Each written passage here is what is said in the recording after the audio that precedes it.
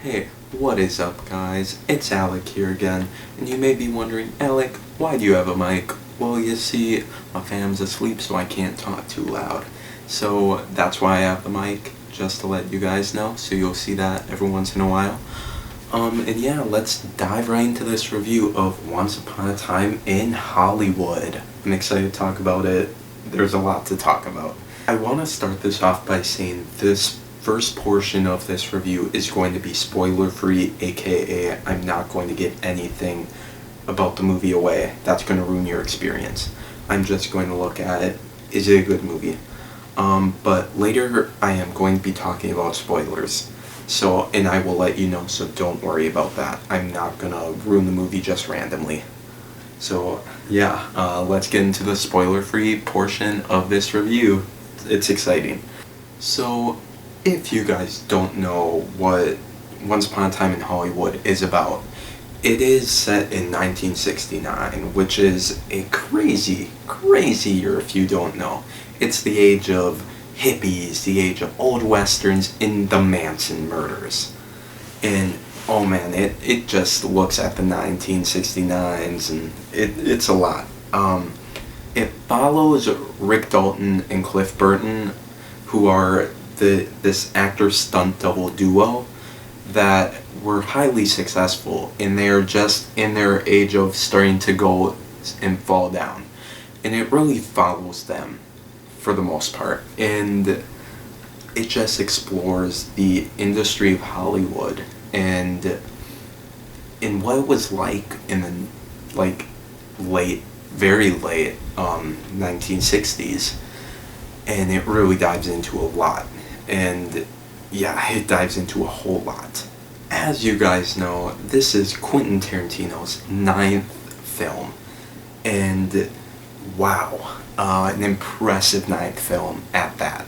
This is a film he has talked about that is his closest work of art, because he said he vividly remembers back in that time in 1969 and all the things going on so vividly, and you can just feel his passion through this film, and he really dives into a lot, and it just feels so Pulp Fiction-y at times through its great sense of comedy and amazing payoff. And it just blew my mind how I'm seeing one of my favorite directors start to return back to the movie that really set him on the map, aka Pulp Fiction. It has a lot of similarities like that, but at the same time it is very different in the sense, sure, Pulp Fiction had a lot of passion put behind it, but this film truly transcends what Quentin Tarantino's passion for a film is, because we all know he's a movie lover, but when you get him into a topic and time period he's so passionate about, it just escalates it even more, and I just love what he does with this. But as we know, Quentin Tarantino loves to twist history, as you see in Inglourious Basterds, and he also really loves his really strange, morbid scenes just filled with dark humor, and you definitely see that. But at the same time, it's not what we know Quentin Tarantino to be. He literally twists with us, and all I can really say, it's not your typical Tarantino film. It is different, very different from his other ones. I can't say why, obviously, right now, because this is spoiler free, but just know you are in for a treat, and do not expect just another typical Tarantino flick. So I do want to talk about the controversies that were surrounding this film, like any Tarantino flick, that surrounded this before its release. And there were two major ones I still remember. One a little more recent, the other was around the time it was announced that this film was coming out and what it was about. So, the first controversy that surrounded this movie was about the Manson murders, because when this film was first announced, it was said to be around 1969, and it was going to surround that time period with the Manson murders. And a lot of people had backlash to that, thinking it was going to glorify not Marilyn Manson, that's the singer. It was going to glorify Charles Manson and the Manson family. And it really rubbed a lot of people the wrong way. But one thing I am very happy to say, it doesn't touch on the Manson murders a whole lot. It's just like another thing in the movie. It doesn't dive into it, it doesn't glorify it, it doesn't do much with it. And I'm thankful for that, because it really, instead of showing that, it takes its time to make a beautiful story filled with so much greatness. And the other controversy that was with this film was at the Cannes Film Festival. And it was surrounding the whole thing of Margot Robbie didn't have a whole lot of lines, so does that mean Quentin Tarantino doesn't respect women? And it was a whole thing. It's a lot deeper than I'm making it out to be.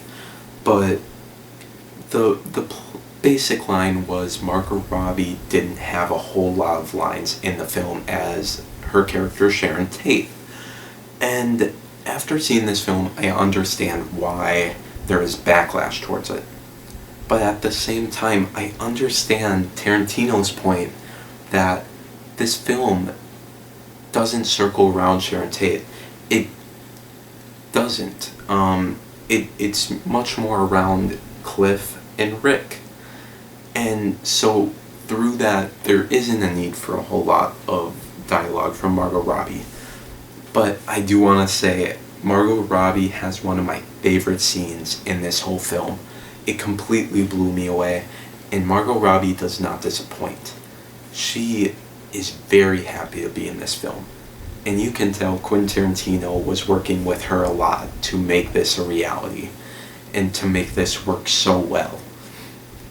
So to put that controversy aside is understandable now that I see the film, because yes, Margot Robbie doesn't have a whole lot of lines, but she leaves an impact on this film at the same time.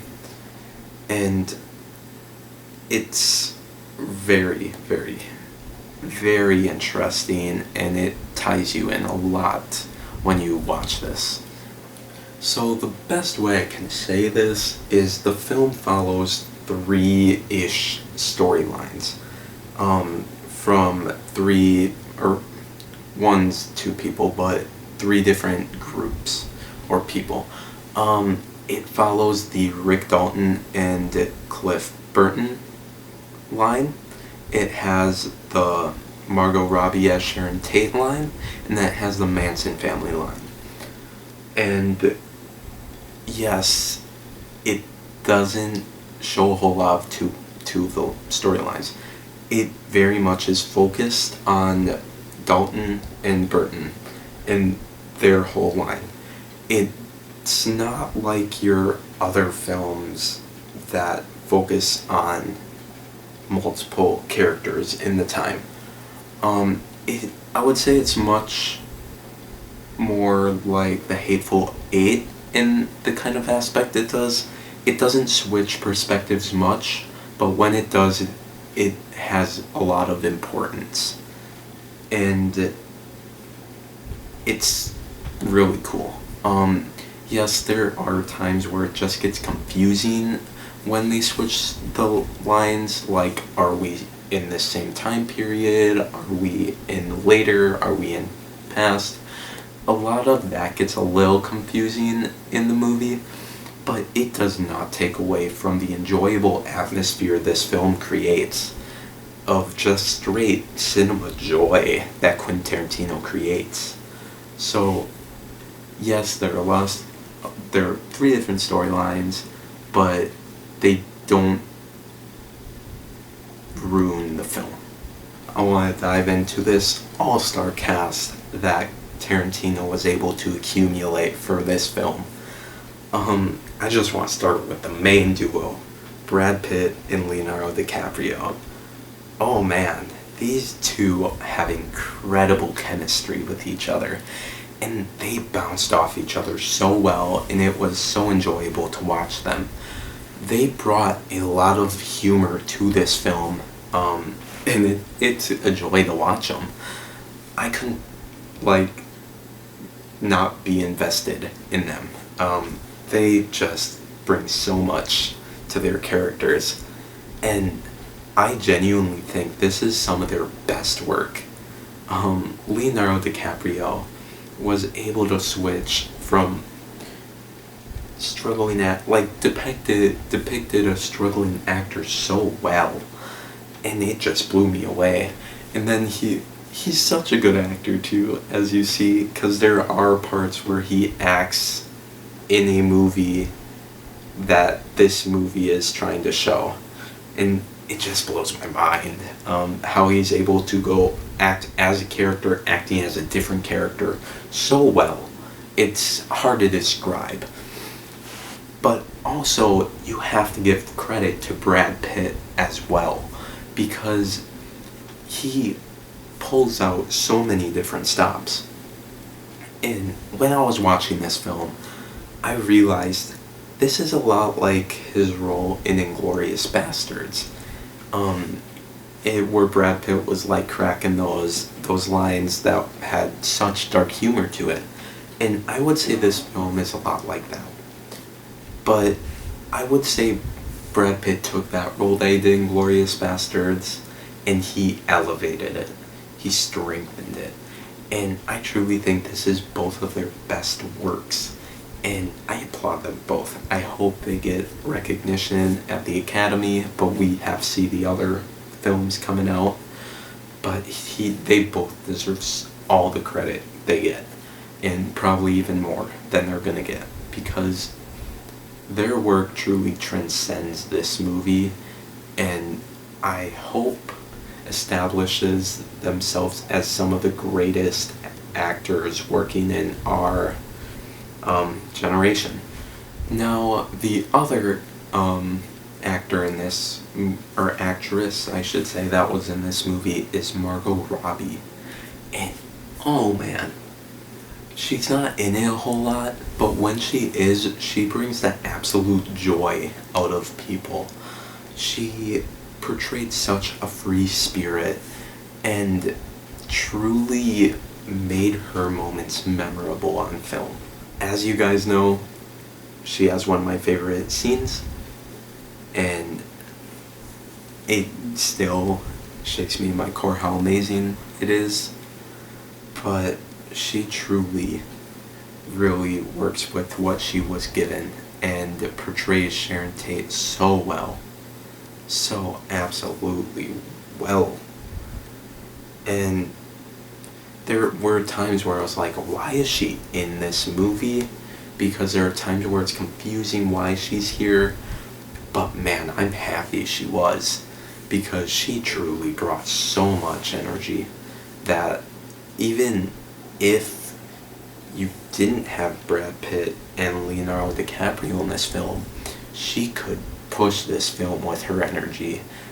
And wow, it truly amazed me how much energy all the cast members had. And every cast member is amazing. All of the different people that were in this film, especially, I loved Bruce Lee in this movie. His actor was awesome and really portrayed him well. But I have to say, Once Upon a Time in Hollywood has some of the most memorable characters, and it's a huge part to this cast, especially Leonardo DiCaprio, Brad Pitt, and Margot Robbie. They pull out all the stops to make some of the most memorable characters Tarantino has ever cultivated from his mind. I just would love to just dissect his mind with all his ideas and stuff. It would be awesome. But yeah, such memorable characters, it will blow you away. Now, onto the thing that I think is Tarantino's most strongest point in his film, and that is his comedy and his payoff. Oh man, the comedy in this film is out of this world. Such great humor in all different aspects, from lighthearted humor to just dark humor that is absolutely hilarious, that any fan would love. And it's something that only Tarantino can pull off. I've never seen a director pull off such great dark humor in a movie than Tarantino. But not only is the comedy something Tarantino can only pull off, but these payoffs in this movie are something only this man can do. And it has some of the greatest payoffs, if not the best payoff in any Quentin Tarantino movie.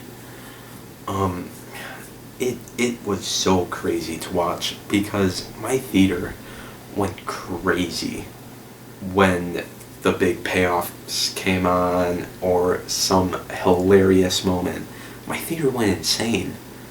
And it's something I've never experienced in a theater. And I truly enjoyed myself to the max watching it with everyone in the crowd just dying laughing or cheering. It was something unreal. And truly something I feel only Tarantino films can do to people. It just has this power, you know? It's absolutely insane, and that's the main thing I want to get to you guys.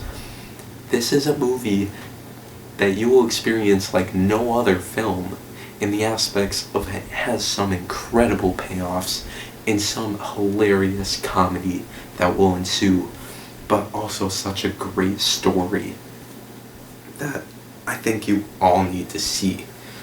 And I just absolutely adored it. And I think you guys will too. But yeah, that is my non-spoiler side of it. If you guys haven't seen the film and don't want to get spoiled, please click off. Thank you for watching, like and subscribe, all that mumbo jumbo. But yeah, please click off now because I'm going to dive into some spoilers.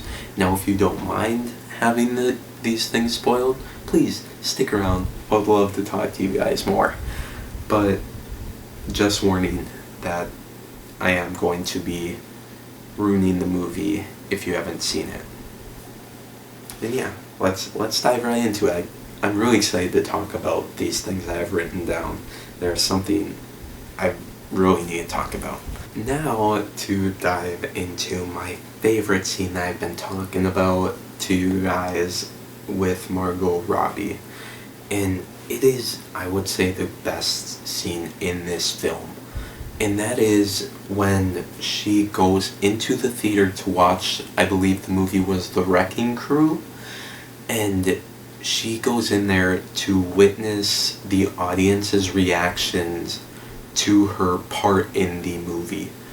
And it was just undescribable, to say the least, of how she completely felt so much joy from the audience's reception to her character, the klutz, as she puts it. And it was such a joy. It cuts back to her every once in a while of her in the theater just looking around, just in amazement at it. And it felt great. I loved it. And I think it's something that will resonate in a lot of people. And I truly feel like this is a moment that Quentin Tarantino wrote down, just looking back to his other films when he's went into the theater and just heard the reactions and felt that joy. And I just feel like that's what he put this scene in for, to explain his joy of seeing such reception to films he has created. and it just struck a chord with me, I guess. I just adore it. It is my favorite scene. I loved it so much. Margot Robbie did splendid with it. And one other thing that really shocked me was that they used actual footage from The Wrecking Crew, which had Sharon Tate in it. So I'm kind of worried if there's going to be any backlash to it. But hopefully not, because it truly felt like it was good intentions. And it's just so meaningful. And I have to say the best part of the film, because it just says so much about Hollywood. And that's what it's about in the end, Hollywood. What review of a Tarantino movie would it be if I didn't talk about the twisting of history? As you guys know, or don't know if you haven't seen and decide to stick around, Quentin Tarantino twisted this film in its history that the Manson family ended up going after Rick Dalton and trying to kill him instead of Sharon Tate first. And Sharon Tate lives in the end. So that was something really strange to me. And I was shocked, honestly, because, I mean, he's twisted history before, obviously, like burning Hitler in a movie theater, but it just felt different this time with his twisting of history. And yes, there are real aspects to it, but really, I really liked how he twisted history in this one. I don't know how else to put it. I loved it. It was a really cool thing he did, where Sharon Tate was alive in the end. But also that led to the point where I didn't really understand why her part was in there. Maybe it was to like show how a successful actor is going and a successful actress is going, and compared to a declining actor. But it could be that, but at the same time I wonder just why. But I'm sure happy it happened. I mean, can you judge me? She had such great moments in the film, even if in the end they didn't tie in a whole lot. It could have also been to set up the expectation that there was going to be a huge murder on Sharon Tate, but it never happened, and that was a little disappointing. But the payoff at the final showdown it really fulfilled everything I wanted. But the thing that shocked me in that showdown is it was so unlike Tarantino. It wasn't a whole lot of blood. It wasn't a whole lot of gore. It was very much respectable in a sense. But also, it was also had moments where it was so absurd, like when Rick Dalton brought his flamethrower that he had in one of his movies, and he just started torching the girl who was falling into the pool. It was great. It was hilarious and so dark and twisted and great.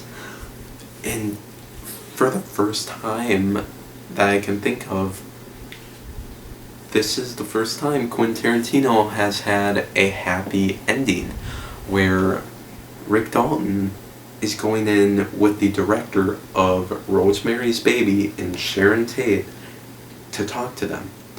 And everyone survived, except for obviously the three that invaded Rick's place. But it is so cool to see Quentin Tarantino add that twist, because let's be honest, every Tarantino fan is expecting a extreme third act where everything just goes haywire and it's all gory and bloody and violent. But this isn't like the others. Yes, it's still violent, I'm not gonna lie about that, but at the same time, it's not like his other films, and it defies your expectations, and shows that Quentin Tarantino can actually do good endings, and do them well. I sat in the theater just expecting, like, maybe we're gonna see Charles Manson then walk in and hear gunshots. But no, nope, the credits played, and then we saw a little funny ad for a cigarette thing that Rick Dalton did, and it was funny. Stick after to see that it's in the credits, but it really defied my expectations, and it's crazy to think, honestly, that Tarantino did that. My few problems with this film that I didn't think were important for the people going in, but a few problems I had was there was this hat continuity in one part of the film that's like in the middle, where a guy comes up and then randomly has the cowboy hat on. I may have missed something, but just what I saw, it was him just coming in and then a random jump cut to him having the hat on. But it might have been something I missed. I'm planning to go see it again, so then I will know if I missed something. But I don't think it would be a continuity error, but at the same time it kind of bugged me and annoyed me, and kind of confused me. But it's not that major because it doesn't ruin the film. It's just like 30 seconds of the film, of the whole like 2 hour and 40 or 30 minutes that you will enjoy. And yeah, my other thing was the first like start of the film was a little slower than any of his other films, but then it really just picks up after like the first 10 to 20 minutes, and then it just skyrockets into your normal Tarantino film, and you'll enjoy it. You get completely immersed. It is so fun. I'm just so shocked in the end how well Tarantino mixed his world of how he remembers the 1960s, and then mixed into reality aspects and fiction aspects so well, and it's masterfully created and crafted like any Tarantino films, and it is absolute pure joy to witness. And yeah, I would like to say thank you for watching this review. Once Upon a Time in Hollywood is a great movie. You gotta check it out. And yeah, thank you. Comment below what you thought about this film. And yeah, like, comment, subscribe, all that mambo jumbo. I don't want to push it down your throat, but let you know. If your button that says subscribe's red, click it, and that would be nice. If you want to check out more of my videos, please feel free to. I would love that. And yeah, thank you guys for watching. It means a lot, and I'll see you guys next week with another video.